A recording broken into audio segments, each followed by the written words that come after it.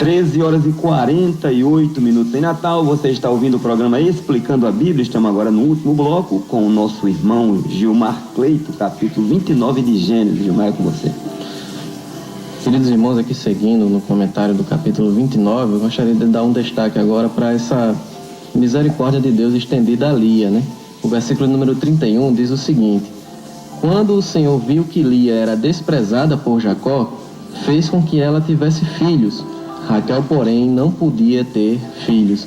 Esse versículo ele é muito reconfortante, pois ele expressa mesmo o cuidado de Deus com aqueles que são desprezados, injustiçados, os carentes, os fracos, né? Lia, ela tinha muitas falhas. Ela foi, pelo menos, conivente, né, com a astúcia do seu pai Labão, e viu nessa tramóia aí a oportunidade de ser vista aí de alguma forma, já que ela era uma mulher comum. A Bíblia relata que algumas versões diz que ela tem os olhos baços, né? Tipo um embaço na vista, mas eu prefiro ficar com a opinião de que ela era uma mulher simples, ela não tinha tanto atrativo comparado a Raquel, que a Bíblia diz que ela era bonita e formosa, né? Ela foi conivente com isso aí. Aparentemente ela nutria aí um amor por Jacó, uma vez que todas as suas forças eram direcionadas mesmo a tentar atrair a atenção de Jacó. E uma coisa interessante de se destacar é o reconhecimento que ela dá a Deus, né? No primeiro filho, ela disse: o Senhor viu minha aflição. E no segundo ela diz: o Senhor ouviu que eu era desprezada. No terceiro ela expressa mesmo seu desejo, né, de atenção de seu marido, e o chama de Levi, que quer dizer associado ou unido, né, na intenção de que no nascimento de Levi, Jacó se uniria a ela. E no quarto filho ela diz que louvará o Senhor. Então percebemos um esforço de acreditar ao Senhor suas bênçãos, apesar de vir de uma família completamente idólatra, né? Uma vez que Labão ele era adorador mesmo de vários deuses. A gente vê isso aí no momento em que Jacó está saindo com sua família, fugindo ali de Labão, em que Raquel rouba ali os deuses que eram de Labão. Em que Raquel, né, rouba os deuses que eram de Labão. Então Labão, a Lia vinha mesmo de uma família de adorador de vários deuses. E isso mostra que para atrair a atenção de Deus, não basta apenas estar sendo injustiçado. Tem que haver uma busca do Senhor. Lia não teve o prazer de ter o amor do seu marido, mas ela foi muito agraciada por Deus.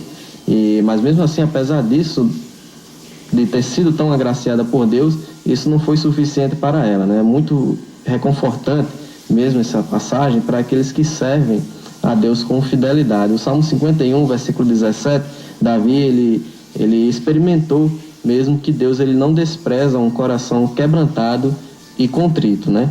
A contrição de Lia, a gente observa aqui, era mais voltada mesmo para um sentimento que ela de que ela olhava para si, se via desprezada, e diante daquilo ali ela se movia buscando mesmo a misericórdia do Senhor.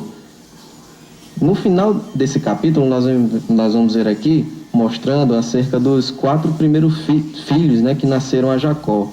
Ruben, né, que significa eis um filho, é uma expressão de surpresa e felicidade. Ele foi o primogênito, seguido de Simeão, que quer dizer formoso, conhecido. Isso é no sentido de que Deus atentou e ouviu ali a súplica de Lia. Levi, como dissemos, ele quer dizer associado, ligado, unido. Lia alimentava mesmo essa esperança que Jacó se ligaria, se afeiçoaria por ela, pelo fato dela ter filhos. E o quarto filho foi Judá, que quer dizer louvor. Este veio deste, né, de Judá, foi que veio mesmo a linhagem da qual nasceria o nosso Senhor Jesus Cristo.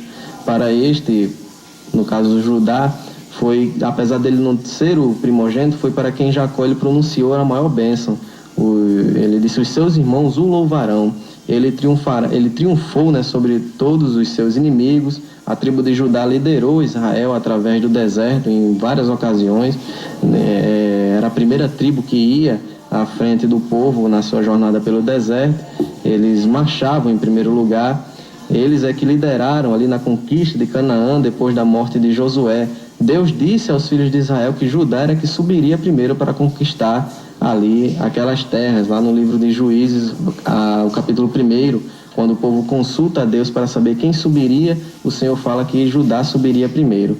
Percebamos sempre, irmãos, que a justiça de Deus, ela sempre foi manifesta ao longo da genealogia de Jesus, né? Passando por Lia, né? Com destaque aqui nesse capítulo de número 29, passa por Raabe, passa por Davi, que foi o menor da casa do seu pai, e tantos outros que a gente vai ver se fizermos um levantamento detalhado acerca dessa genealogia de Jesus, vamos ver que ela sempre passou por caminhos um tanto quanto tortuosos à nossa vista e por pessoas de menor atenção dentro das suas casas, das suas famílias, dentro da sua sociedade. O que nós percebemos aqui é que Deus, ele sempre se manifesta em favor daqueles que são desfavorecidos, porque Deus, ele é justiça, Deus, ele é amor. Esse é o caráter do nosso Deus, esse é o caráter do Deus a quem servimos. Atentemos sempre, meus irmãos, esse capítulo aqui, o que se sobressai nesse capítulo é a questão da verdade sempre.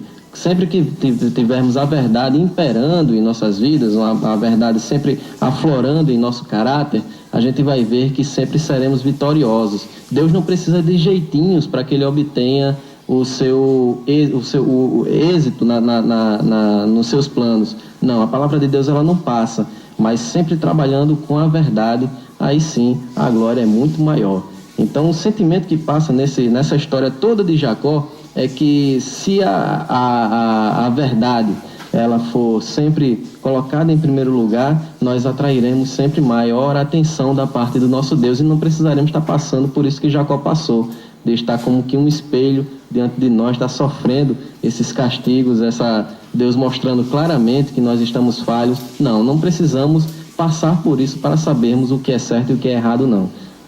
Fiquemos sempre com esse sentimento que a verdade é o que sempre estará em primeiro lugar na vida do cristão. 13h55, eis aí a explanação do nosso irmão Gilmar Cleito, a nossa gratidão, Gilmar, por sua vida. Que Deus continue a te guardar e te abençoar. E eu observei quando você estava fazendo um comentário acerca da indução que Labão fez com Lia, né, ou com Leia, dependendo da sua tradução, para que ela fosse em lugar de Raquel e que arranjasse ali o seu casamento, que talvez era uma coisa que ela almejasse mesmo de coração. Aí vem a questão do filtro que a gente deve ter do conceito ou do termo obediência, especialmente quando se refere à obediência aos pais, né? A Bíblia, ela diz categoricamente que em tudo obedecer ao Senhor. Como o Senhor, ele é inerrante, então qualquer coisa que obedecermos em relação ao Senhor, nós estamos completamente amparados pela verdade, pela inerrância, né? A nossa atitude vai ser sempre vitoriosa. Com relação aos pais, há uma recomendação a obedecer aos pais. E há uma promessa também que é longevidade com relação à obediência aos pais. E ninguém em sã consciência vai estar desobedecendo ao pai de forma assim livre e de forma assim completamente dolosa. Não.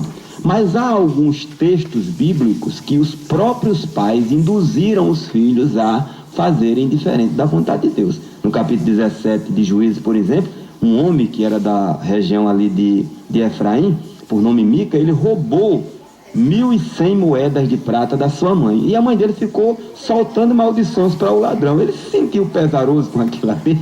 Aí disse: mãe, tá aqui, foi eu que roubei. Só que a mãe achou a atitude dele muito nobre. E aí disse: bendito seja o meu filho no Senhor. Aí pegou e disse: eu vou te devolver então as moedas. Agora para tu fazer um ídolo de prata para tu adorar. Então era paralelamente aquela mesma história. Disse: não, eu sou da religião dos meus pais e eu não quero mudar a religião em que eu nasci. Os pais aprenderam errado, porque a religião, ela, de forma alguma, ela vai remeter ou levar ninguém para o céu, jamais. É Cristo. Claro que religião, no sentido de religar, é importante, no sentido de congregar, é importante, claro. Nós somos um corpo só. Eu vejo como impossível a pessoa chegar ao céu, não tem como, até porque a pessoa está demonstrando que é uma pessoa que não tem afeição ou facilidade de conviver com o grupo, né? Mas religião é bom, igreja é bom, de forma alguma, no caso da igreja local, vai levar ninguém para o céu e nem a religião. No caso da mãe de Mica, ela aprendeu errado, ensinou a ler ele errado e ele obedeceu também errado. É nesse momento, agora sem precisar de afrontar o pai, que a pessoa vai sempre seguindo ali no sua alcova, no seu quarto, na sua oração secreta, pedindo a Deus para salvá-lo, para mudar aquele quadro, para que a sua casa venha a servir ao Senhor de forma inteira, e com certeza Deus vai dar vitória, né? Outro fato também foi o próprio fato de Jacó. Ele falou: não, mas a maldição vai vir sobre mim quando meu pai descobrir que eu estava sendo enganado. Então, mas a mãe disse: que caia sobre mim a maldição. Ele obedeceu ali porque ele já tinha no seu coração esse intento mesmo. Ele, inclusive, já tinha comprado essa primogenitura antes, negócio lá de menino, de jovem, ele comprou a Esaú isso aí. Então já havia já a influência da sua mãe e a anuência dele, de Jacó. Ele poderia naquele momento ali ele ter sido sensato e dizer: mãe, mas assim, insistido no seu propósito. E quando ele fosse doente, e quando fosse na hora X mesmo, não vou dizer nem H, ele chegasse assim: pai, o negócio é assim, assim, assim, mãe, vem cá. Essa verdade, meu irmão, ela nunca... Claro que tem que ter muito cuidado, se tratando de pai e mãe. Vamos orar, Gilmar, em nome de Jesus, uma oração simples e rápida, curta mesmo. Amém. Pai bendito, Deus eterno, em nome do Senhor Jesus, eu te louvo e te agradeço por estes momentos tão agradáveis, estudando a tua palavra. Pai querido, em nome de Jesus, seja conosco, leva-nos em paz para os nossos lares e dá-nos, meu Senhor Deus, um entendimento da tua palavra, claro, para que possamos aplicar em nossas vidas. É isso que eu te peço e te agradeço. Amém.